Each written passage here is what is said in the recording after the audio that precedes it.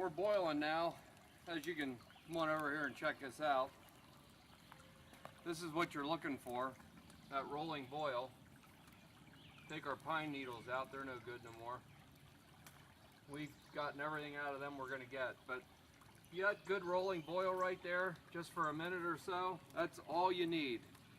You do not need to go over that or exceed that to kill everything. Actually, water about 185 degrees will kill everything. Most folks like to boil it for 10 minutes. There's no need for that. Just bringing it to a boil is enough. We let this boil perhaps 30 seconds. What we're going to do, don't forget I had them pine needles in there. What we're going to do here, we're going to pour this in our canteen. I had to drink what was in here, which was good actually. Because I'm going to show you what to do to cool this off.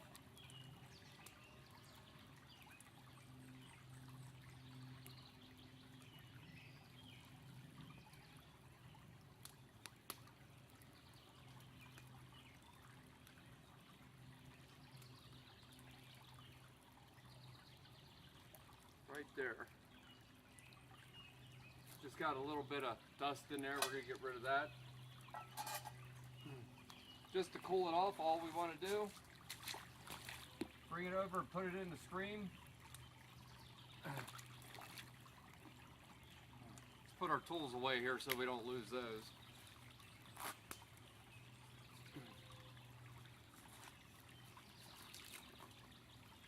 Put our lid on. Good and tight. Now we just submerge that in water in this creek. I'm wearing what they call sealskin gloves. The glove will get wet, but my hand won't. They're really good products, and we'll go over those too. The water is about 56 degrees, 57, 58 degrees, somewhere in that range. And all we want to do is just let this sit here for a little bit, submerged in this cool water, and it'll cool everything off for you. That way you can go ahead a little quicker and drink it. What you want to do, this is about a quart canteen. What you want to do is you want to consume, if you're just around camp,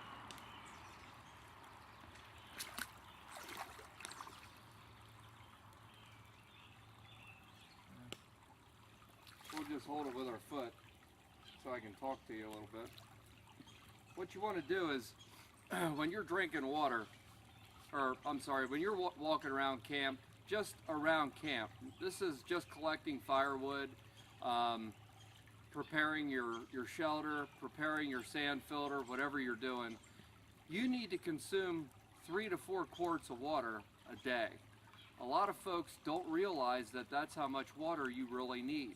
Now, yeah, I put some pine needles in here. You don't have to do that. I did it because I know what it contains. You get some vitamin C, you get some vitamin D, vitamin E. I also recommend some salt. We're going to talk about that later.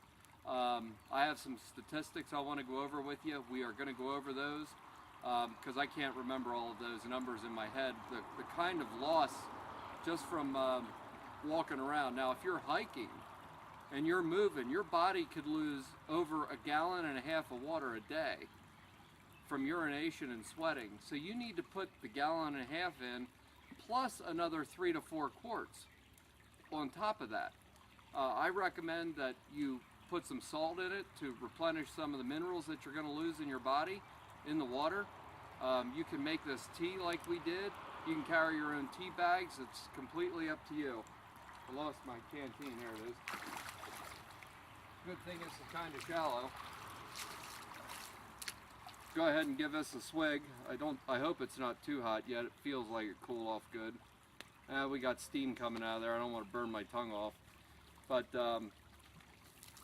maybe we'll let that sit here a little bit yet. But the key is to remember to keep drinking. You don't want to stop drinking. I know a couple weeks ago we were out here. We weren't filming anything, but we were out here, and one of our teammates here started to get the shakes. He was really hungry, and I told him to drink about 1 quart of water as fast as he can get it down. So we got him the necessary fluids and his hunger went away. So that's kind of what you're looking for. You want to be drinking enough water that it takes away your hunger pain. You can actually go, I've seen some new reports, you can go up to 60 days without food, depending on your health, depending on what kind of physical condition you're in. You could go about 60 days without food. I wouldn't want to go that long without food, but you can, as long as you're providing your body with enough water. Water will help take the hunger pain away. Plus, you can only go maximum 72 hours without water. Once you hit that, you're going to become delirious, your tongue's going to swell up, you're going to have problems making decisions, you're not going to feel right, you're going to faint, and that's the end of it, you're gone. And that's why they always tell you, tell somebody where you're going so that somebody can find you if you're not back in time.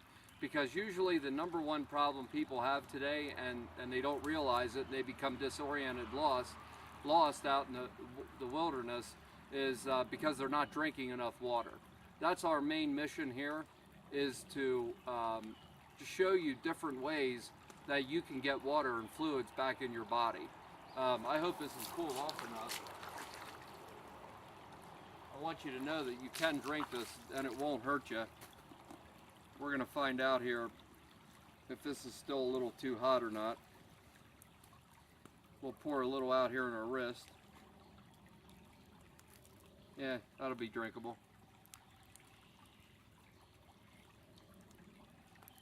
Yep, tastes like pine too, but here I'll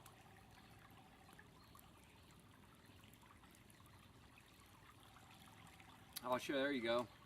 You can drink that all day long and it won't hurt you. It's not bad for you at all. Actually, you can barely taste the pine in it, but I know it has some vitamins and stuff in there for me, a little bit of minerals. Not much, but it does have a little. But what we're going to do is we're going to take care of our fire here. Go to survivalattitude.com. The other thing I wanted to mention to you, I think what the owners told me they're going to do is they're going to start selling pre-made sand filter legs with burlap tops that you can tie on. They're not that heavy. That's what we usually use, but I showed you the pant thing because you can tie one leg onto the tree and filter your water through the other pant leg very easily. What we're going to do is we're going to go over here and take this thing down now and actually empty it.